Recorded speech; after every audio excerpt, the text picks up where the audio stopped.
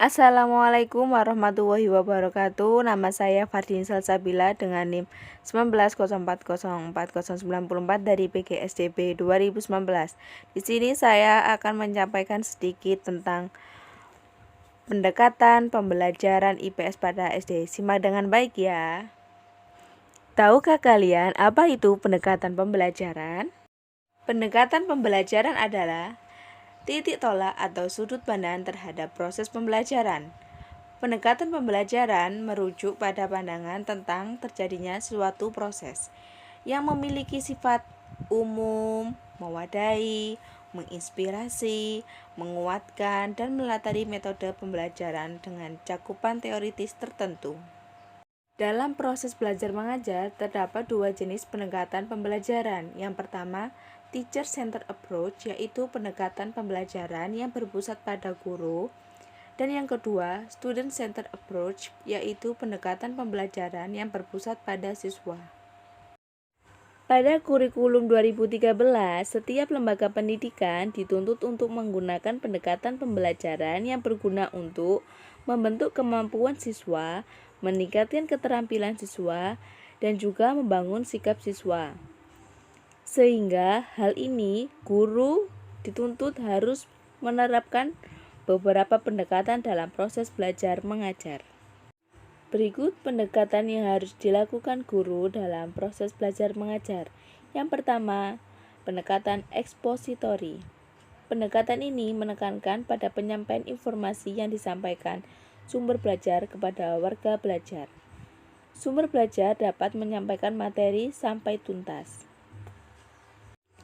Yang kedua, terdapat pendekatan inquiry. Pendekatan ini, sumber belajarnya menyajikan bahan ajar namun tidak sampai tuntas. Cara belajar pendekatan inquiry ini menggunakan cara penelaahan atau pencarian terhadap suatu objek secara kritis dan analitis, sehingga dapat membentuk pengalaman belajar yang bermakna bagi siswa. Yang ketiga, terdapat pendekatan integratif. Pendekatan integratif adalah pendekatan pembelajaran yang memadukan berbagai disiplin ilmu. Pendekatan ini mengintegrasikan berbagai mata pelajaran ke dalam berbagai tema. Pendekatan integratif inilah yang digunakan dalam pemberlakuan kurikulum 2013.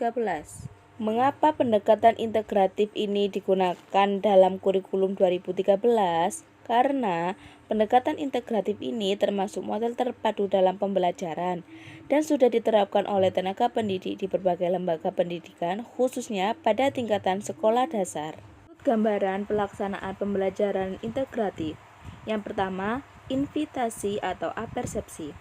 Invitasi atau apersepsi adalah mengaitkan peristiwa yang telah diketahui siswa dengan materi yang akan dibahas. Yang kedua, ada eksplorasi. Eksplorasi adalah pengumpulan data dan informasi selengkap-lengkapnya tentang materi dari sumber langsung atau sumber tidak langsung. Yang ketiga, ada mengusulkan penjelasan dan solusi. Mengusulkan penjelasan atau solusi bermaksud mengomunikasikan hasil temuan dari hipotesis, kemudian melaporkan atau menyajikannya di depan kelas dalam kelompok kecil.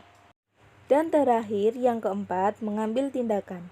Mengambil tindakan bermaksud mengungkap pengetahuan dan penguasaan siswa terhadap materi yang dapat dilakukan melalui evaluasi setelah proses belajar mengajar di dalam kelas.